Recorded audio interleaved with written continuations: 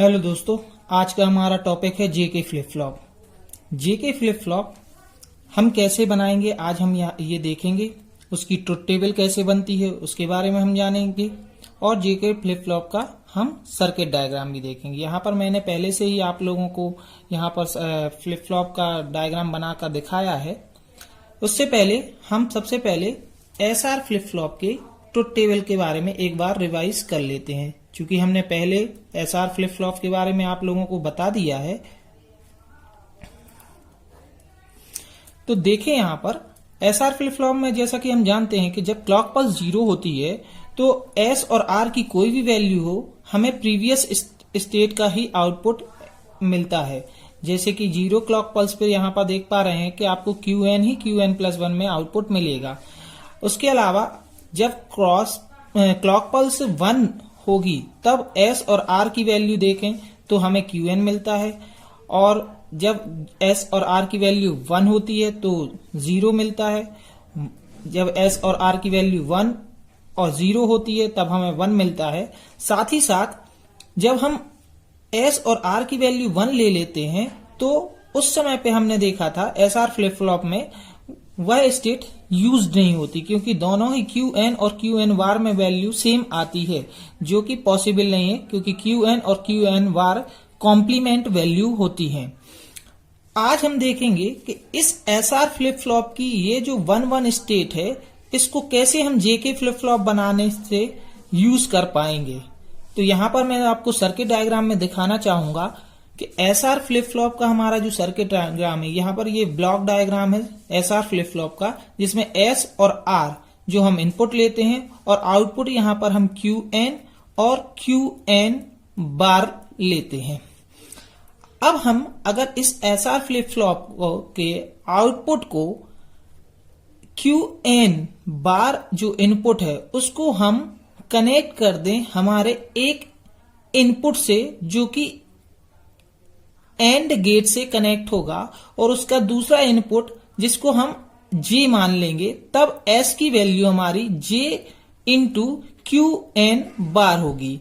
इसी प्रकार हम QN को कनेक्ट करें अगर दूसरे एंड गेट से, और दूसरा इनपुट इसका अगर हम K मान लें, तो अब जो हमारे R की वैल्यू होगी SR फ्लिप फ्लॉप में वो R equals to K into QN होगी।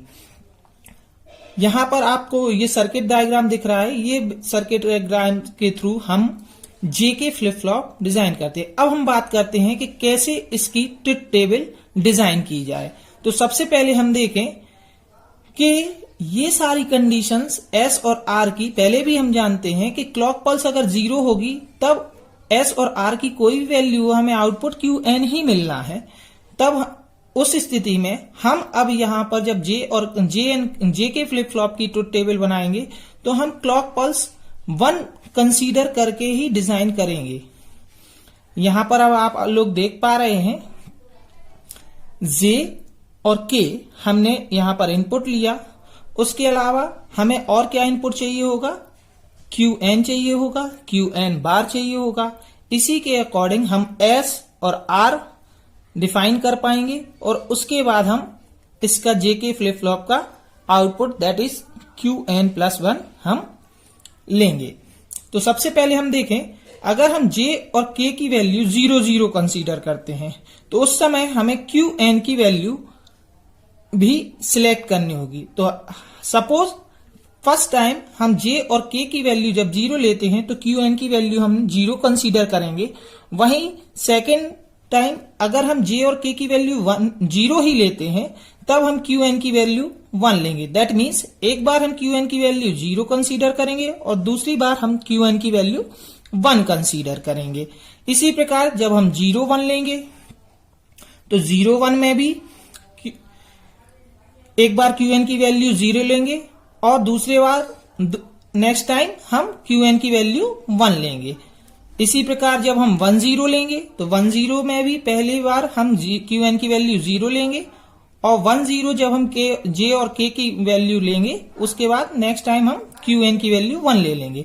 इसी प्रकार 1-1 की कंडीशन में भी हम एक बार QN की वैल्यू 0 लेंगे और नेक्स्ट टाइम 1 लेंगे। इस तरीके से हम जे और के की चारों वैल्यू, चूंकि 2 इनपुट्स हैं तो हमारे 4 कॉम्बिनेशन बनते हैं, 0 0 0 1 1 0 और 1 1। तो इसी प्रकार हम ये चारों कॉम्बिनेशंस का यूज करेंगे। जैसे ही हमने यहाँ पर QN की वैल्यू 0 ली तो हमारा ऑब्वियसली QN बार जो कि कॉम्प्लीमेंट आउटपुट होता है QN का, तो वो 0 का कॉम्प्लीमेंट 1 मिलेगा। इसी प्रकार 1 का 0 यहाँ पर मिलेगा, 0 का QN बार यहाँ पर 1 हो जाएगा। इसी तरीके से हम सारे ही आउटपुट 0 1 1 0 लेते हुए कंप्लीट कर देंगे। इस तरीके से ये जो आप J K QN और QN बार देख रहे हैं, जब हमने ये सारे इनपुट कंसीडर कर लिए हैं तो अब हमारे लिए सारे इनपुट्स यहां पर मिल गए हैं। तो यहां पर आप देख सकते हैं कि हमें J और QN बार यहां पर as a input and gate के लिए चाहिए था, और यहां पर K और QN हमें इस एंड गेट के लिए चाहिए था, जो कि R एज अ इनपुट जाएगा फ्लिप फ्लॉप में। अब हम देखें कि S और R की क्या वैल्यू होंगी।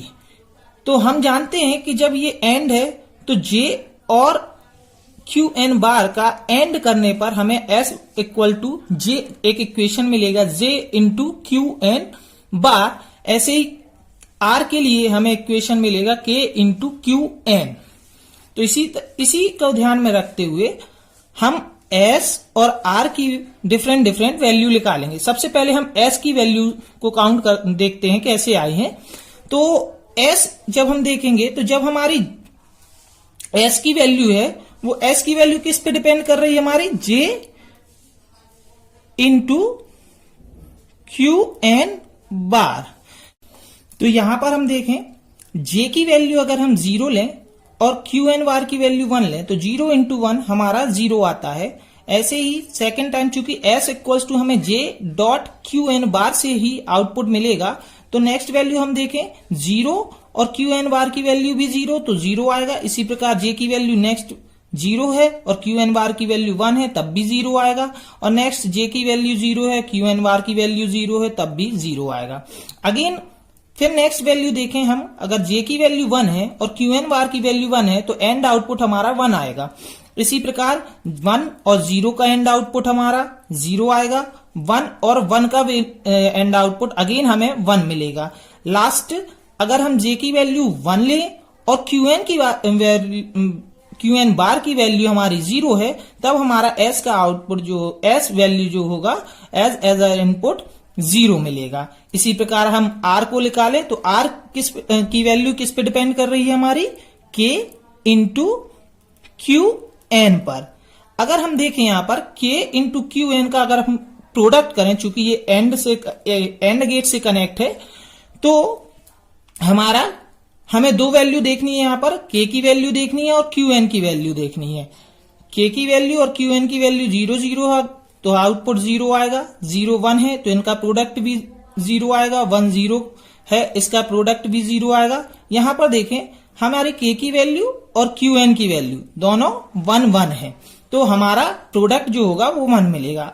अगेन ऐसे ही इसी तरह हम देखें 0 0 नेक्स्ट वैल्यू तो output 0 0 1 then product 0 1 0 again product 0 and last K की वैल्यू 1 है और QN की वैल्यू 1 है, तो इनका जो आउटपुट है K इंटू QN चूंकि एक एंड आउटपुट है तो वो हमारे लिए 1 मिलेगा। इस तरीके से हम S और R की वैल्यू फाइंड कर लेंगे।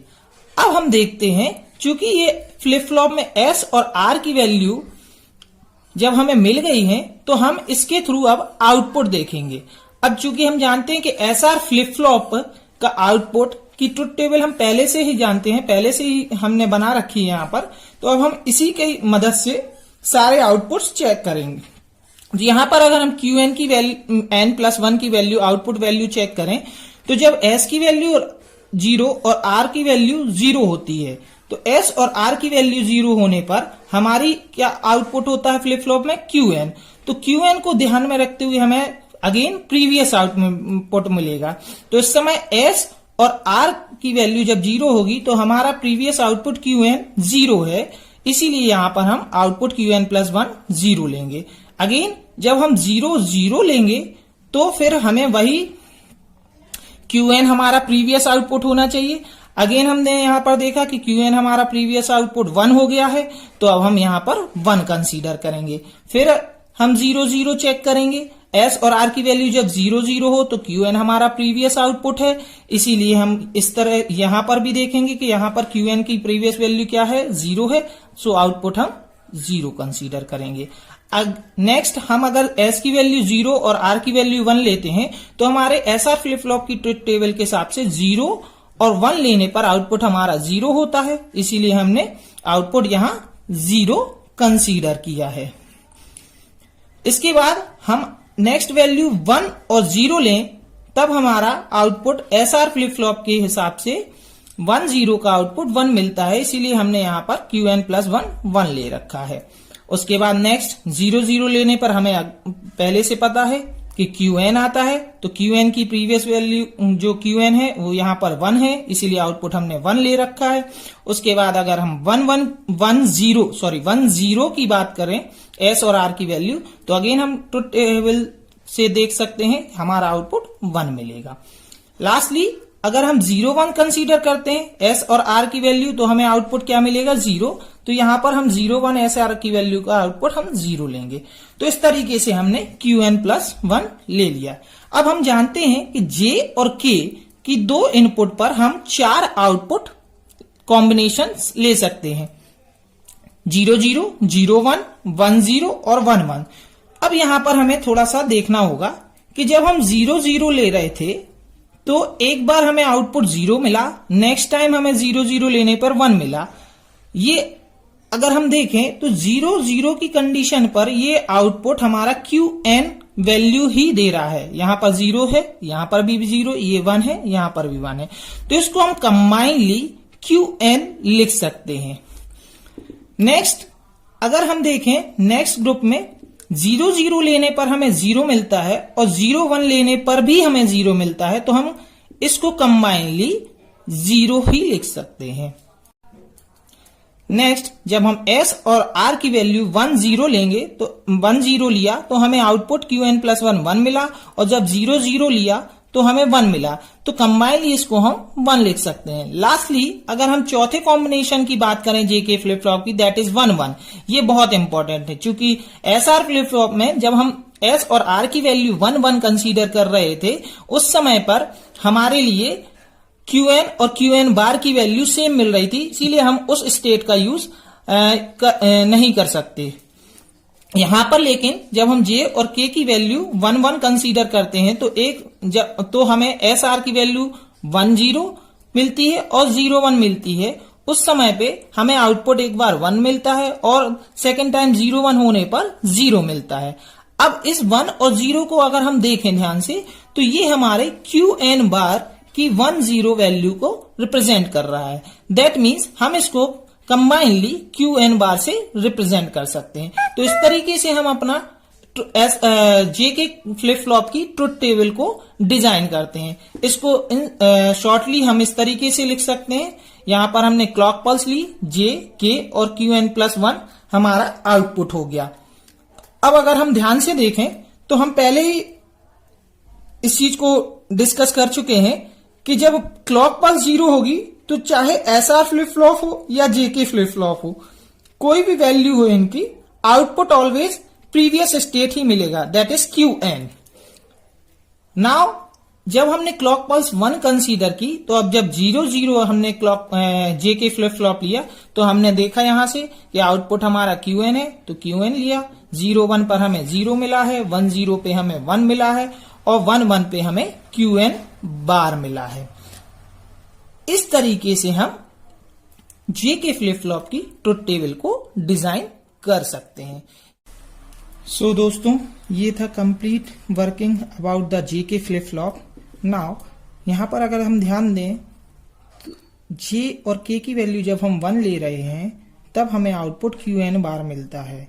इसी को हम JK फ्लिप फ्लॉप में रेसिंग कंडीशन कहते हैं, या आप लोग रेस अराउंड कंडीशन के बारे में जानते हैं। ये रेस अराउंड कंडीशन कैसे आती है, कैसे इसको हम ऑब्जर्व करेंगे, कैसे इसका सॉल्यूशन क्या है, इसके बारे में हम अपनी नेक्स्ट क्लास में बात करेंगे।